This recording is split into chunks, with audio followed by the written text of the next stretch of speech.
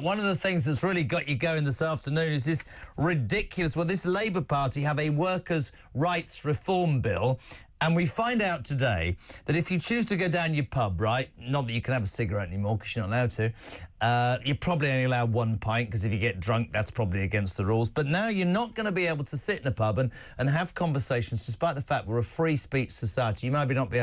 You might want to talk about the immigration situation. You might want to talk about transgender rights. If somebody in the pub that works there feels offended or anxious because of your comments, you could be erected. Erected? Elected. I can't believe I've said erected. They are now... Ryan has fallen on the floor. That is going to make the blooper tape. Mo Lovatt is the producer of Battles of Ideas Festival and writer. Mo, I've just put my foot right in it, Mo. How are you? It's all right. Sometimes the cover-up's worse than the crime, though, Jeremy. Do you know, I could carry on about it. I'm glad you're not from Sex Matters. Anyway, there we go.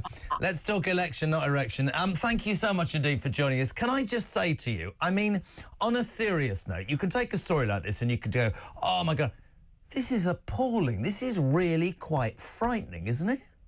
It really is. I'm glad you've made it a serious point, because it's so easy when we hear of these things, particularly I was listening to you and Candice talking before this Labour government and how much they get wrong. It's very easy for us to think, oh, goodness, it's just political correctness gone mad and sort of brush it off again. But we are seriously in danger of eroding all of the democratic principles that once made this country great, and other countries around the world as well, of course. One of the things that you pointed out was that, you won't be able to talk about transgender athletes in women's sports or, grooming gangs or whatever. The point you made, perhaps inadvertently there, Jeremy, is we all know which side the sword's going to fall on. We all know, everyone, whether we're in favour of this bill or not, which are the proscribed views in our society. Absolutely. And they're about grooming gangs, they're about climate change, they're about the transgender issue. And so we know fine well that this is going to be part of a two-tier justice system. And the very fact that our speech itself is becoming accountable to the judicial process. I mean, I find that I'm not... Look, I understand there are certain things. I love the fact this station is about free speech and common sense. There are obviously things that people can say and do say that are not meant to be anything other than hurtful. But I can also categorically say that if this country gets away from being able to allow people... In my world, right, Mo, you could spend 20 hours in front of somebody whose very beliefs you would spend a lifetime disagreeing with, but that's a democracy. Let me read you a little bit more. So we've said that pubs can ban customers from speaking about contentious beliefs as religious views or transgender rights after fears of falling foul of that Labour workers' rights reform bill. The government has been warned by the equalities watchdog that rules could disproportionately curtail freedom of expression and be applied to overheard conversations. Ministers have proposed that employers must protect workers from being harassed at work by third parties, such as clients. If they fail to do so, they could be sued. However, the Equality and Human Rights Commission, the ECHR, not that I'm a fan of it, said that this was particularly challenging in cases involving a philosophical belief, such as people's views on religion or women's rights. Why am I not allowed to think what I think about religion or transgender athletes taking part in sport? Why am I not allowed to say that to my mate in the pub? Whether that offends Johnny behind the bar, some of what Johnny might do or think might offend me, but that's his right, isn't it? Well, this is isn't ironic that this is about workers' rights, because this is not about somebody, a doctor, a patient being able to sue the NHS, a doctor being able to sue the NHS because his patient said something that offended him. This is about us lot, us great unwashed down the pub. This is about policing our speech. That's who it's aimed at. You can tell through the wording of the bill they're talking about customer-facing positions and young people. I was a barmaid when I was young, and, you do have to put up with some horrible comments at times, sexist comments, but I wouldn't do it now. Do you know why? Because I've had years of practice of shutting these people down, and I've learned to stand up for myself.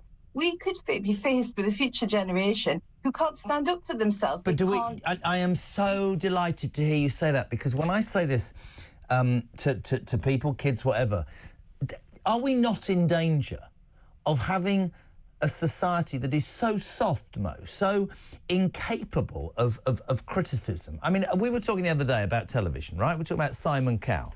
He used to go on X Factor and he used to sing, right? And then he'd go, "You're not very good, I'm afraid." Oh, my God, could you imagine the anxiety?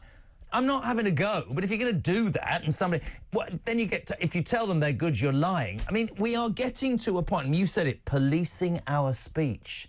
I think that's so dangerous. I think policing civilizations, a public speech is the beginning of the end. And I look at this government and I realise very strongly that even when we were talking in the election, there's you have to make sure that you're as balanced as you can. And I'd sort of been around in '79 and tried to make that point, because the Labour Party that I grew up, when I was being brought up, the Labour Party would either borrow money and inflation would be at 30%, or they'd frankly give everything away and we'd be skint.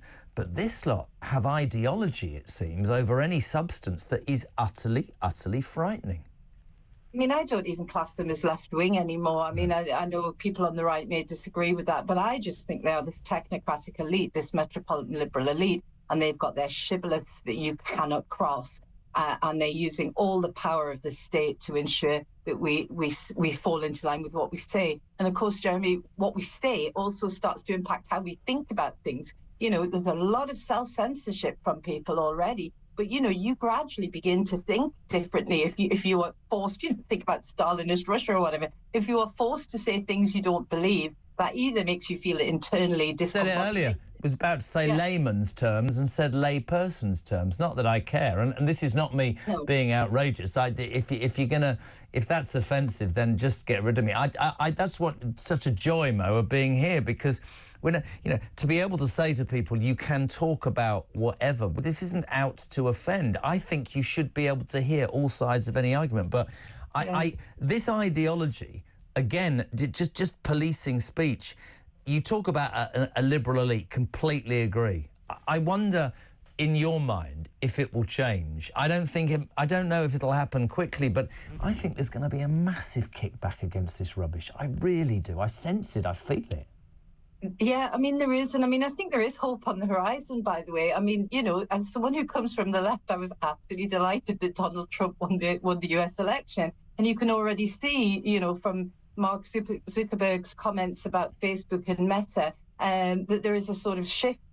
I think these... He's fallen into line quickly. It looks like Hamas and the Israelis have fallen into line quickly. And to see and hear the Democrats, that's fine, right? They don't agree with anything, and he's this and he's that. But there is something to be said for a person, man or woman, who says, and I think Thatcher, and people can have a go at me, she said, and I quote, right, "This is what I'm going to do. Come with me or get rid of me. And by the way, if you're in my party and you disagree with me, I'll sack you." In the end, after 10 years, she'd sacked everybody and they sacked her, but she had a plan. She had a plan. She wasn't scared. She had no desire to move away from that. I just don't see that anymore. I think you're right. Do you worry for our country? Oh, definitely. And I think everybody does. And that might be one of those prescribed views that we can't say down the pub anymore. I think, people are genuinely concerned. I mean, what Candace said earlier as well was very pertinent. This is a Labour government who wouldn't reveal what they were going to do. The mainstream media didn't hold them to account. They didn't push them for their policies. They just assumed they would be in line. That's how bad. That is why, in my mind, the Tory party will not be... This is really important, and Kemi Badenoch maybe gets this, maybe she doesn't.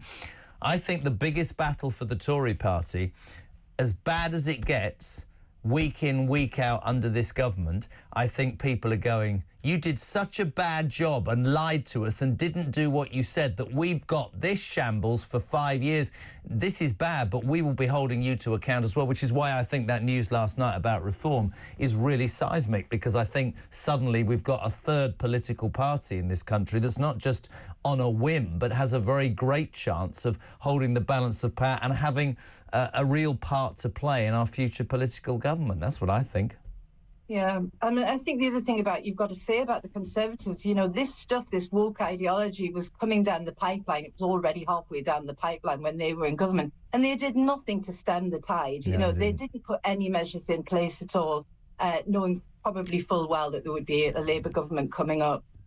So they're pretty remiss as well. And it is, you know, it is the likes of the Reform Party. I quite like the look of the SDP Party as well. You probably had them on your show as well, who really understand that ordinary people, working people, to use the government's pathetic phrase, you know, ordinary people do not like this stuff. We are genuinely a kind of liberal democratic nation at heart. And I always use the example of the I call them jams, just about managing. I'm not bothered about their political persuasion. I'm talking about people who have 2 kids.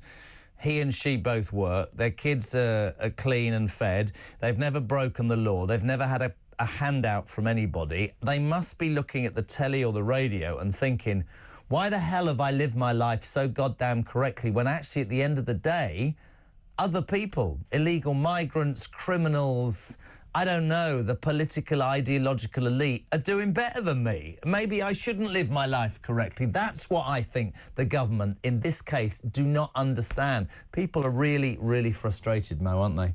Yeah, and I mean, you know, you can feel the resentment building up. I go to something called politics in pubs, where we're just about still allowed politics in pubs? You won't be allowed to do that, you old drunk. You can't be having a discussion in a pub, Mo. What are you talking about? You know, we talk about this stuff all the time. You can see the resentment building, and I think that's probably what happened in America. And I think that's why Reform are doing so well. Reform need to definitely get their act together in terms of the kind of structure and, you know, their democratic structure and all the rest of it, because I think a lot of people are relying on them to be the bulk war.